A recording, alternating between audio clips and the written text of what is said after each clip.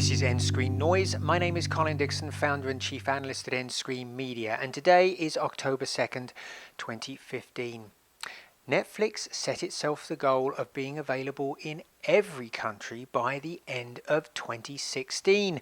This extraordinarily aggressive goal is actually being implemented right now as they roll out across many new countries, and in fact there is news this week of 3 new countries that they will be available in. But the question is, are they moving fast enough to achieve their goal? Well, let's take a look at the announcements this week. And this week they said that they will be launching in Spain on October the 20th, in Portugal on the 21st, and in Italy on the 22nd. That's 3 countries on 3 consecutive days. Now, if you think that they can't do this, they've done this before. A few years ago, they launched in Scandinavia in 4 countries on 4 consecutive days and did pretty darn well in the Scandinavian markets, with penetrations now well in excess of 25% in several of those regions. Now, their pricing in these markets, it follows pretty much standard policy that is very, very low relative to pay television. But Netflix is refining the way they are pitching themselves. They will actually have 3 tiers of service available in those 3 regions for €7.99.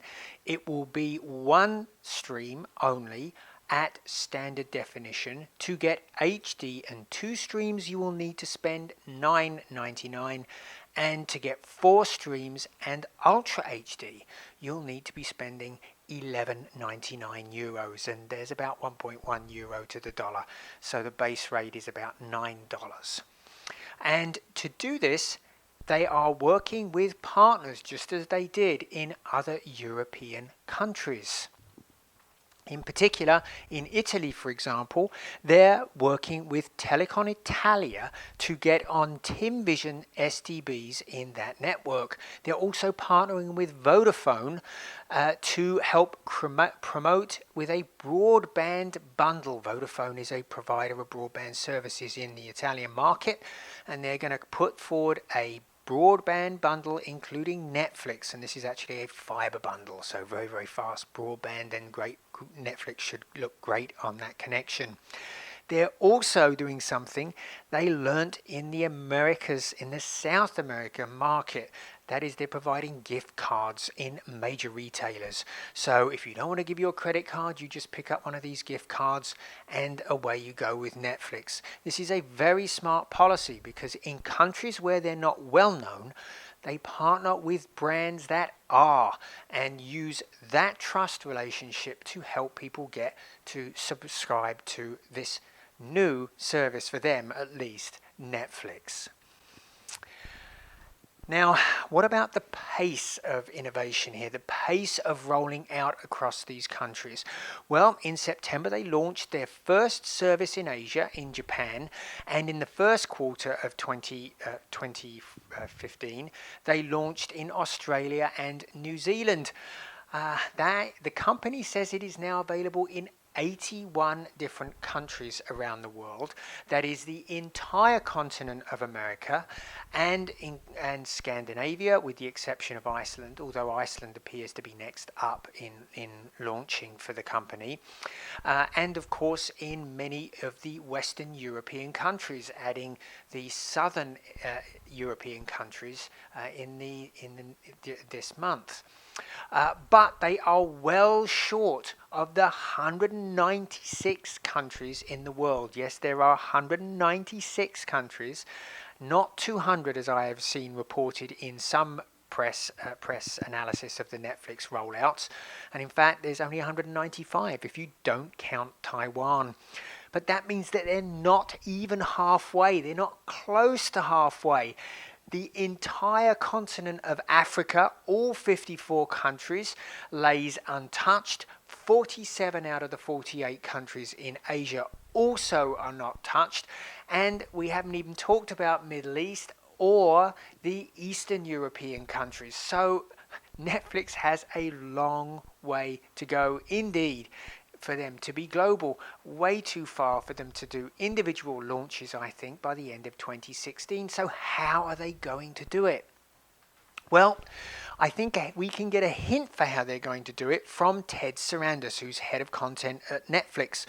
He said recently, when we go forward and show interest in a show, in some cases it's, and he's quoting how he talks to them here, we're interested in global rights or we're not interested at all. And global rights is absolutely key, I think, to Netflix's strategy going forward. Not only does it support rollouts in the individual regions, making it easier for them to do specific country versions, but it also supports another concept, and that is for the global Netflix player. And this, I think, is how they are going to do it. They're going to launch sometime next year a global player, which if you do not have a specific Netflix player, you will be able to log into the global player. Now, how are they approaching companies to actually get these global deals for content in place? Well, a great example is a show called Rita. It's a Danish show and was originally created by TV2, one of the broadcasters in that region. TV2 was looking for funding for the third season of that show, and Netflix stepped forward and provided a lot of funding so they could actually improve production for the show.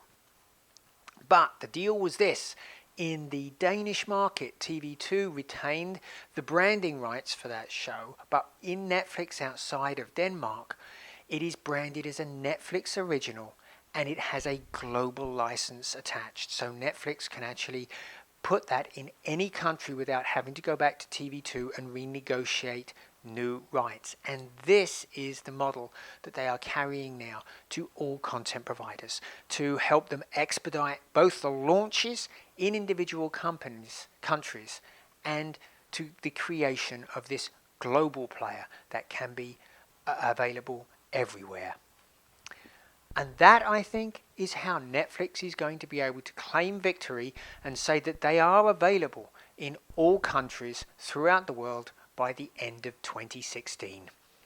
And if they do decide to do this, you can bet I'll be first to announce it here on nScreenNoise.